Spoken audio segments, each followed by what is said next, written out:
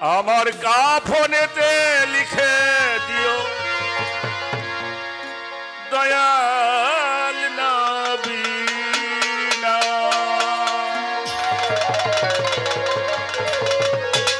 আমি চাই না রে বেহেশত ভয় নাই কো জাহান্নাম আমার একটাই তো পরিচয় আমি আমার নবীজির গোলাম আমার কাফনেতে লিখে দিও দয়াল নবীর নাম আমার কাফনেতে লিখে দিও আমার শাহিন শাহ বাবার নাম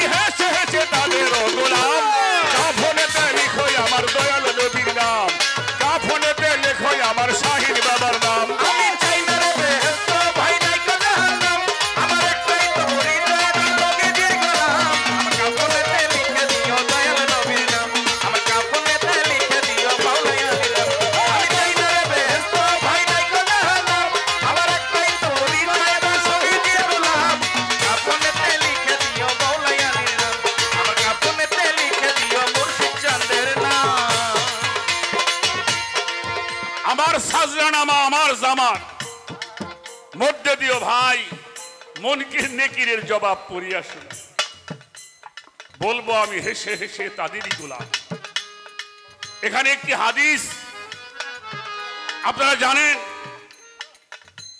হযরত ওমর ইবনে খাত্তাব রাদিয়াল্লাহু তাআলা আনহু তার ছেলেকে ইমাম হুসাইন গোলামের বাচ্চা বলেছে যিনি অর্ধ পৃথিবীর বাদশা হযরত ওমর তার ছেলেকে বলা হয়েছিল গোলামের বাচ্চা বাবার কাছে বলার সঙ্গে সঙ্গে হযরত ওমর বলেছিল তোমাকে গোলামের বাচ্চা বলেছে তার কোনো সাক্ষী আছে এটা লিখে আনতে পারবে বলল আমি পারবো যাও লিখে নিয়ে আসো। বললো তুমি যে আমার গোলামের বাচ্চা বলেছো লিখে দাও। বলে আমি লিখে দিতে পারি তোমাকে। লিখে দিল তুমি গোলাম, তোমার বাবা আমাদের গোলাম।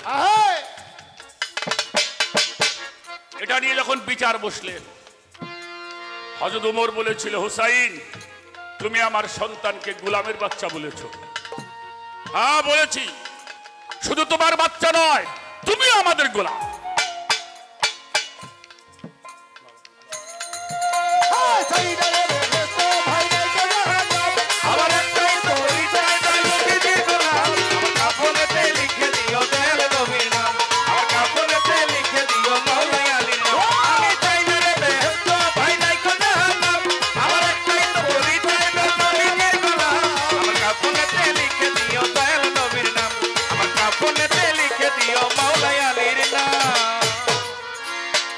সেদিন মনে করেছিল মানুষ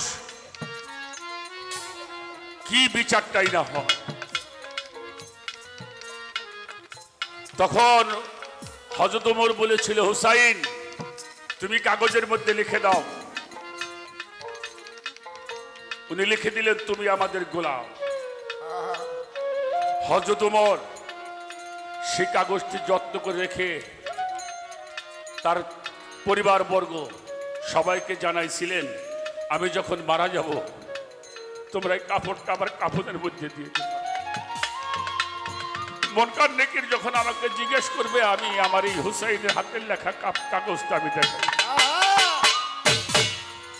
এই জন্য আমাদের তরিকার একটি শাখা আছে, তরিকার কিছু আশেক পাগল আছে, তারা মারা যাওয়ার পরে তাদের কাফনের মধ্যে সাজদানামা লিখে দাও। গাও গাও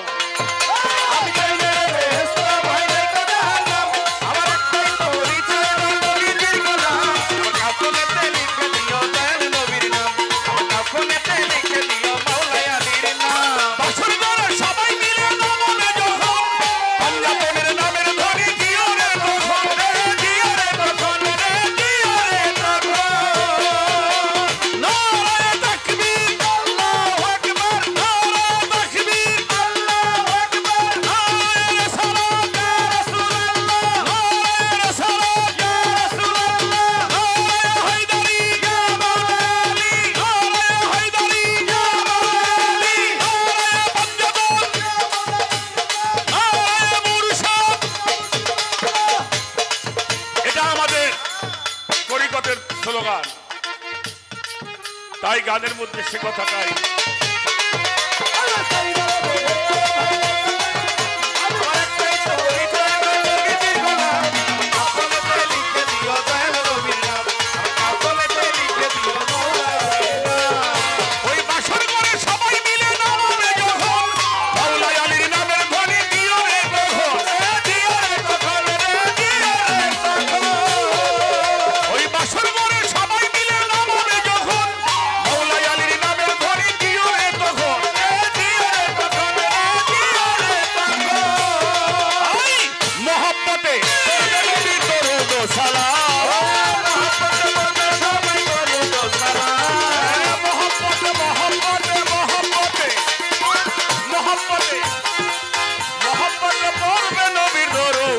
সালাম। কাফনেতে লিখো আমার সাচাই বাবার নাম, কাফনেতে লিখো আমার শাহিন বাবার নাম।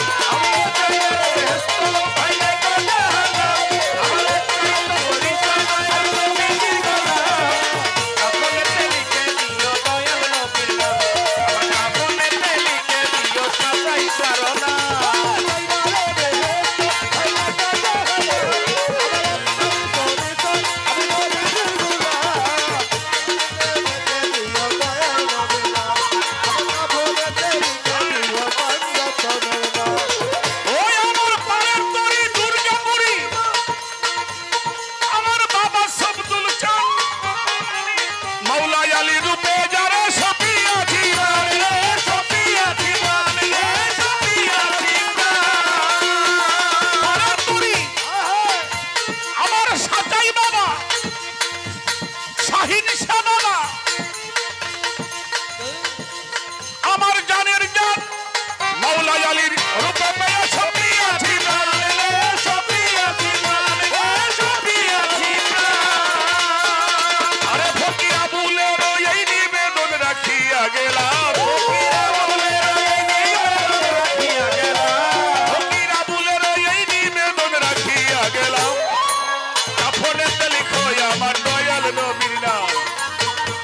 প্রেমিক হয় আমার সবদুল জানতে আমি চাই না রে